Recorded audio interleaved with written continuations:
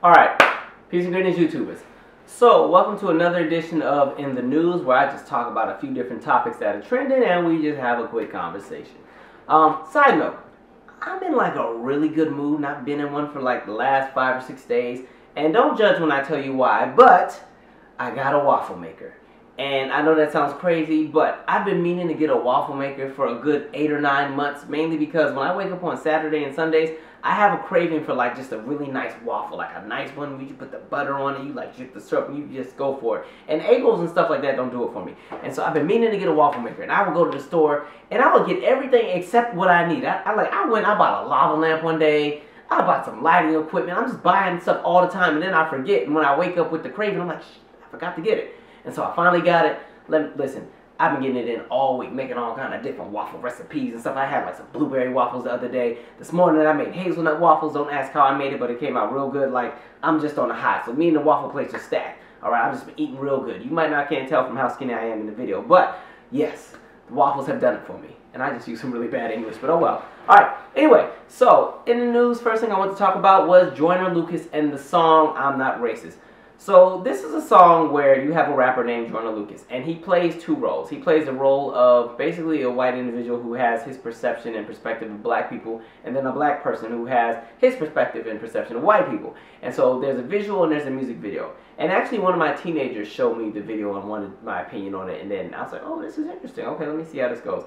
And so in the video, you have the white guy, and he has that image of the typical Joe from around the way. He has the Make America Great Again hat, and he lives wherever he lives, and most likely if you're a black man, you're probably not going to date his daughter. And so, there's that guy, and his image is kind of built on the typical idea that many people have of the current kind of Trump supporter, Make America Great Again, white nationalist. It's okay to be white, if you know about that movement that they got going, and that demographic, the white male demographic that's so oppressed, and it's so hard for them to be white people in America because it's just so hard for them, that demographic. He represents that image. And then on the flip side, you have the black guy, and he fits the image of that, I want to say the image of what white people see a lot of black people as. So he has the dreads, he has the hoodie, he's in the chair, slouch, chilling, buck up if you want to, it is what it is, that kind of image. And so, the two of them are pretty much going at it about their experiences in the country and how they feel about the other person. And then when the video ends, they hug. So overall, I think I like the concept, I like the idea, I like that it does start a dialogue and a conversation, even though I've said before, I'm not a really big fan of still having these dialogues and conversations when it comes to race, because at this point, certain groups of people are just going to always have their opinion. They're not changing, they're not trying to, it is what it is. And on top of that, after a while, it's kind of like, well, what's the next step? When do we get to the progress? Because we can have dialogues all day. And so that's what the song is about. Now, my issue with the song is that I don't feel that the rebuttal that the black man gave in response to what the white man said about black people, it wasn't strong enough. If you've seen the video, the white man really goes in and says a bunch of different things, and they're pretty much all rooted in individualistic ideas that people have about black people. So, oh, they worship Tupac, oh, they say the N-word every 5 minutes, oh, they need to pull up their pants, oh, they don't work, oh, they're lazy, oh, they sell drugs, oh, they don't take care of their kids, oh, they're not educated, oh, they can't read, oh, they do too much weed. Like, it was all these individualistic generalizations and stereotypes that people have. And the thing that got me is, like, when I at first was watching it, because at first I didn't realize it was a rapper, playing both roles, and those were just actors. I thought it was really the white guy saying his part, and then the black guy would be somebody different. But what got me is, literally every comment that the white man said to the black guy has been said to me at some point, in some way or form, on this specific YouTube channel. Because if you follow me, I talk about a vast of different topics on this channel. Sometimes it's politics, sometimes it's race, sometimes it's music, sometimes it's pop culture, sometimes I'm uploading a clip from one of my old comedy shows, sometimes I'm uploading a dance video, sometimes I'm uploading my own music, sometimes it's just life advice or a hardship or something. But long story short, when I do any kind of video that involves race or politics or police brutality, I have to mentally prepare and recognize that I know there is a wave and a swarm of trolls coming, ready to call me every kind of N-word and coon and ape, and my mama's a crackhead and I'm on welfare, and I probably stole the books that I'm sitting in front of and everything. Like, I have to mentally prepare and just know, like, okay, they're going to come here and say all this BS just read it and be on your way or ignore it. And so literally everything that man was saying has pretty much been said to me, and I'm like, yes, this is really how people feel. So I just knew that when the other guy was going to give his rebuttal, he was going to go in. And he didn't. He kind of, he was getting there, and he scratched the surface, and there were some parts where he did do an okay job, but it was just like you didn't hit the nail in the coffin. Because the thing is, white supremacy and anti-blackness in this country is so strong that you have to really be like really rooted and well versed in like history and understanding the residual outcomes of different decisions that were made in the past in order for things to make sense today. And you have to really be well versed in all that in order to articulate it and really shut down somebody who has an ignorant opinion. One thing that I stopped doing is, one, I don't argue with white people anymore. I don't waste my time doing that. Like literally, and white people who are not racist, my bad, I'm sorry. It's just I don't have that kind of energy. My purpose at this point, I educate my own, make sure my own people got their stuff together just so that they can make it in society. That's it. It's not my job to educate white people anymore. At this point, the resources are there. If they're choosing not to educate themselves or understand the plight of black Americans or other groups of people other than themselves, that's not my fault. I'm not forcing myself to be stressed out trying to argue. That's why a lot of times if you are subscribed, you notice on a lot of those videos where I start talking politics and stuff like that, and they come in there and, you know, F you and Barack Obama this, as if I'm the spokesperson for Barack Obama, like him and I have coffee every day or something. You know, I don't even, you see no response from me. I be sleeping good at night. They pounding and putting dissertations in the comment section. I'm in knocked out, unfazed. And so, yeah, so I needed him to really just go hard. Because the thing is, when you want to debate certain viewpoints like that, all he had to do in order to win that entire argument was bring everything to a structural level. So when people like to make the, you know, notion, oh, black people in the ghetto, blah, blah, blah, they can't take care of anything. Okay, we want to talk about black people in the ghetto. All right, fine. Well, let's talk about the issue of redlining, and let's talk about housing discrimination and why black people weren't even allowed in certain sides of town. Let's talk about sundown towns. Let's talk about why black people usually are in select concentrated areas around the country and everything like that. Or when they want to talk about, oh, the black men in prison and this, that, and the third. Okay, well, let's talk about the judicial system. Let's talk about the school-to-prison pipeline. You know, like, literally, I needed him to bring all that in, okay? He did talk about slavery, but when he brought up slavery, he just brought up how it made him feel. He didn't bring up how there's still long-term effects of slavery. So let's talk about how slavery, like, so every person who walks and steps foot in Harvard University, you owe everything you have to the fact that somebody black had to do some shit for some white people that didn't work for it, and the residual income that came from that helped to fund the university you go to. You know, stuff like that. You know, like, you have to literally pretty much break everything down step by step and then really just dive in. And so I needed him to do that. But then again, it's a song, and for me, at least there was a conversation there, and he did do some. He just didn't do enough. Like literally, when I saw the white guy's perception, it was like it just tugged. I'm like, oh, I wish I could have been in that conversation. Like, can y'all call me for the remix? Like, I'll finish what I needed him to finish. Plus, the other thing I had a beef with is some of his rebuttals were individualistic as well. And sometimes, like when he said the bit about the chicken and the Kool-Aid, I'm like, really? We're not even worried about that, man, because white people drink Kool-Aid and eat chicken too. Side note, I ain't had Kool-Aid since high school. It's too much sugar, man. Y'all know I got sensitive skin. I break out every 5 minutes about every and anything. I know I talked about the waffles and the sugar, but Kool-Aid is, if I was doing Kool-Aid and waffles, listen, I'd have to be wearing a mask doing this video. But anyway, and so yeah.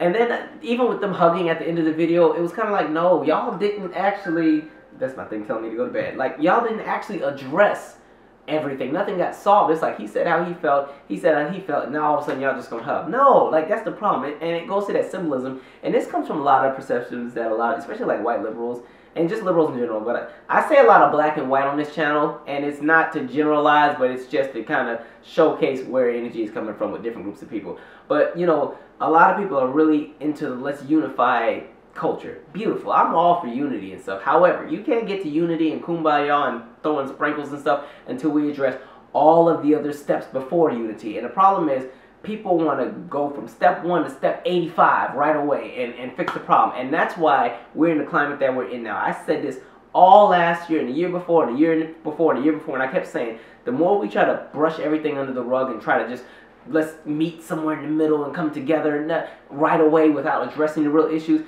it leads to the problems that we have now. And now you look in 2017 and everybody's like, oh, America's more divided than it's ever been. No, it's not. It's exactly how it's always been. But now people are more comfortable and upfront with their racism. People are more comfortable and upfront with their ignorance. And that's where we're at today. And so with that song, it started the dialogue. It started the conversation. But I need somebody somewhere to come along and finish the conversation and bring everything full circle. But anyway, I do commend the artist for that work, because it is bold to make such a great statement, and I like that people are flocking to it and formulating their own viewpoints, so that's cool.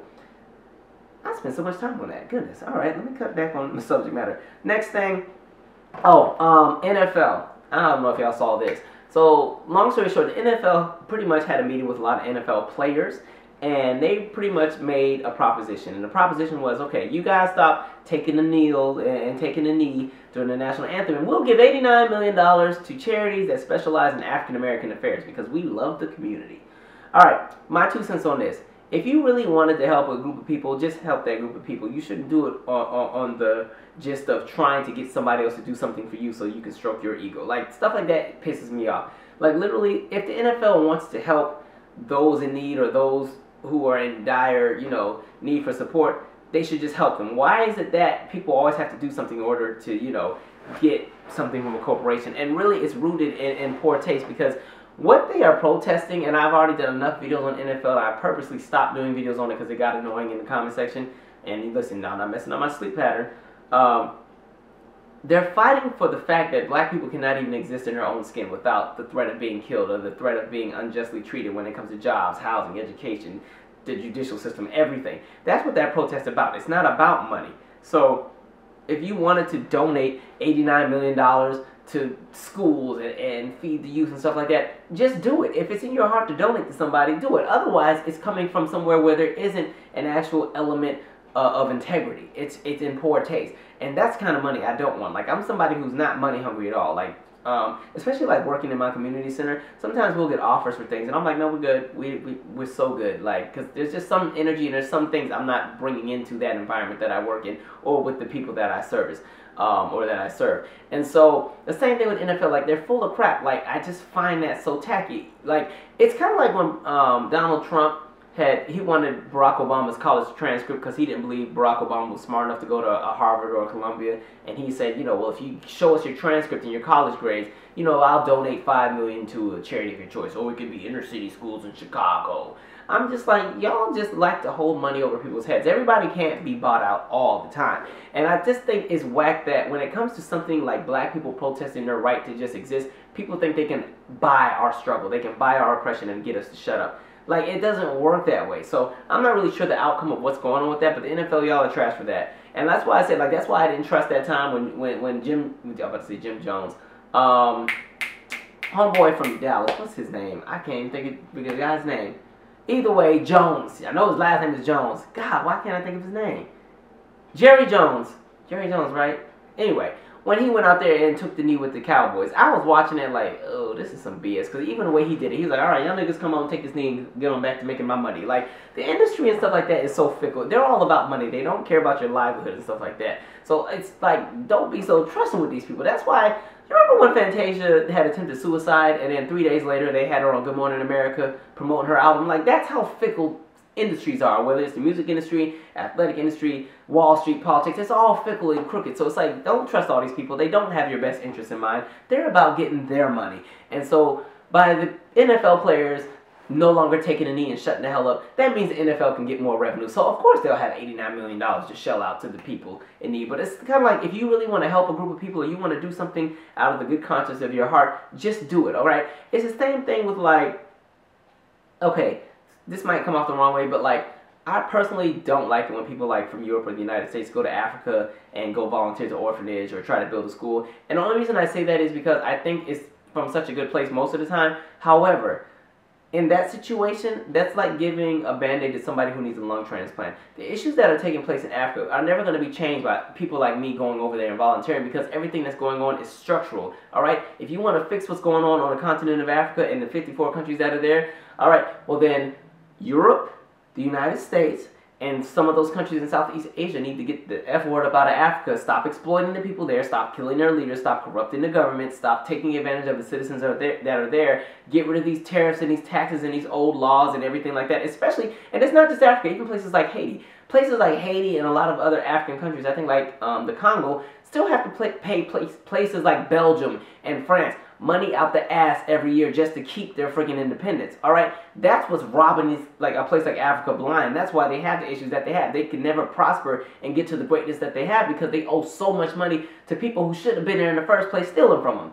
You know what I mean? And so that's how I look at that. So as great as it is for people to go over and do the stuff at the orphanage or build the school, I think that's beautiful, but it's so reductive. Just because when you think about it, people have been doing that for the last 50, 60 years, and what has really changed?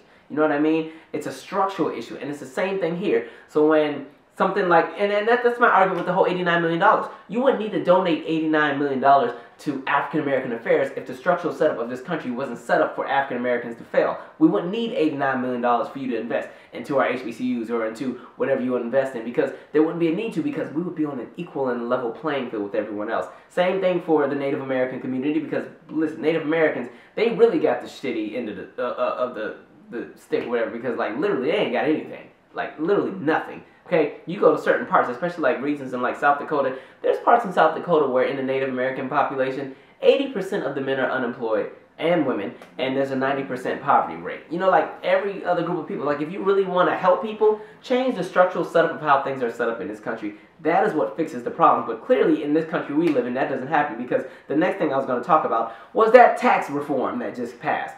And when you're looking at the tax reform, boy, we're in for it now. Like literally, I'll say this. The demographics that were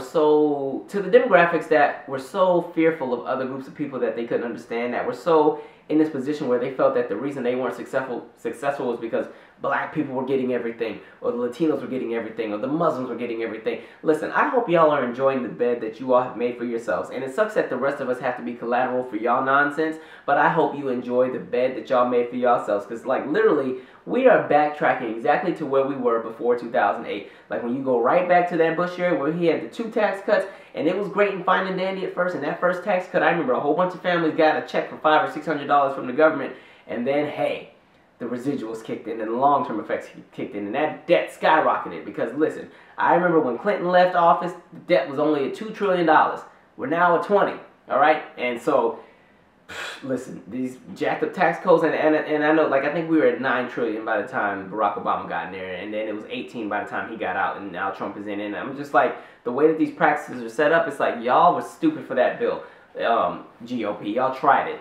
The fact that you had to go and do the mess at 2 in the morning, and then it was 479 pages, and y'all were scribbling last-minute edits and stuff that wasn't even eligible to read or legible to read, and it's like, that's what you put into law? Like, people are so greedy. I tell you, when you have power, ego, and wealth, and the idea of superiority in the same room, it's a deadly combination, because people are always going to vote in their best interest. I don't believe in trickle-down economics in this country, because, listen, when people have their wealth, they're not going to invest it in creating jobs for other people. They're going to invest it in themselves, and they're going to invest it in the things for their own lineage, all right, for their own families. They're not thinking about so-and-so from around the way. They don't care about any corporations. People are trying to get what they can get while they get it, and they're on their way on out the door. That's what that is. That's why all these politicians are bought out. I don't trust none of them. I don't care whether you're Democrat or Republican.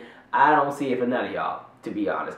And so that's real jacked up. Anyway, other thing I was going to talk about. So April Ryan, if you know her, she is a journalist with CNN. She, along with a lot of other black journalists and a lot of journalists from like the LGBT community, were all not invited to the White House Christmas dinner. Ooh, what a shock. But to be honest, I'm like, I know they're looking like, we don't care about going to that. Like, April Ryan is not losing any sleep. And so a lot of them try to make a big hoopla about it, like, well, you know, she gives too much trouble at the press conferences. But I'm like, think about the White House Christmas party. If it's anything like those inaugural balls they had in January, who wants to go to that? After watching Mike Pence and his wife struggle to two-step, and then watching whatever Donald Trump was doing with Melania, that was like somebody with a hip replacement and a bad knee rocking back and forth. I was like, Forrest Gump could even do more than that with the leg braces on. Trump, what you doing? You should at least know how to dance with your wife. Y'all act like y'all ain't even been in the same room before. It was just like, what am I looking at? And so that's a party I probably wouldn't want to be at. You got Sarah Huckabee Sanders there and everything. And side note, I didn't realize I'm only like 5 years younger than her. I ain't trying to say much, but I'm just saying. And like Ben Carson and that's not a party I'd want to be at. Like, I'm good. Side note, I've been to the White House Christmas party anyway. I went in 2013. Now, that was a fun party. I mean, they had the food going, they had the music cranking. It was lit. All right? This is not that party I'd want to go to. All right? Hell, that reminds me of when Steph Curry and the Warriors didn't go to the White House, and Trump was all pissed off, like, oh, they don't want to go to my thing. Oh, well, they're not invited anymore. Like, they don't want to go anyway. Like, literally, sorry, the White House is really not the place to want to go to at the moment. Like, literally, it's funny because the White House has reached out like 2 times since January. Because, you know, I work with kids and my center's like nationally ranked and stuff like that. And so, you know, they've reached out like twice where they wanted to, like, you know, have the kids stand behind him while he signs another bill to screw our lives up. I'm like, we're good. Now, I did ask the kids if they wanted to go before I said no, because I didn't want to be the reason they didn't get to meet the president. But they were like, we ain't trying to go to that. I said, good, perfect, we ain't going. Sorry, we're booked. We can't be there. And so that's that. The last thing I was going to talk about was the whole Lavar Ball situation in his son Leangelo. So as you know, I talked about this in the first edition or the last edition, but now it turns out he pulled his son out of UCLA. Some people have opinions about it. My opinion is weird. Like with LeVar Ball, I'm like half and half with him. Like sometimes he gets on my nerves, other times I fully understand his plight. And so my thing is this: no matter how annoying he may be to me, I like the fact that this is a father who's willing to protect his sons and make sure that his son's best interests are in mind when it comes to everything. However, I do pray that it doesn't become something where I don't think any of his children are like bad examples or anything. Like I know the son that did the whole shoplifting thing in China. Really, I don't even think he's a bad kid. I just think that's him just being young and dumb. That's what when you're 18 and 19 years old, you just do a lot of stupid things. You just don't think. So you do stupid things like go to a country that's more technologically advanced than ours and have the nerve to shoplift, knowing you're like 6'9" and everybody up in there is like 5 feet tall, and so you already stand out and you want to go shoplifting still. There already ain't that many black people in China, so everybody's eyes are on you, and you still went and stole something. What you doing? But you know, stuff like that. It's not even having malice in your heart. It's just you just don't think. You're living in the moment. You're on the edge. You still think you're invincible. That's what that was about. And so I understand. But I just wouldn't want him to become like an enabler where he comes to bat for them every single time. Because after a while, then you know you're going to be bailed out if you know your father's always going to come and save you. But LeVar Ball, like where everybody else messed up is when they started trying to make it seem as if he needed to kiss Trump's ass for getting him out of China, which I still don't think Trump had anything to do with that. And I think I said that before. Like it wasn't even that serious based on what some of the, I guess, the law people in China were saying. It wasn't even ever going to be anything where they were going to be in jail for 10 years. But of course, you know, when it comes to us, we're supposed to be so thankful whenever people think they've done something for us as a community. We have to just roll out the red carpet and thank them for protecting us from our own blackness. Because, you know, we're just unguided people. You know, we need that extra guidance. Anyway, so that's my 2 cents. Share yours. Waffles in the morning. You know, I don't got to go to work till 12 o'clock tomorrow, so it will be waffles tomorrow. Can't wait. Got to try a new recipe. Anyway, I'm out. Subscribe.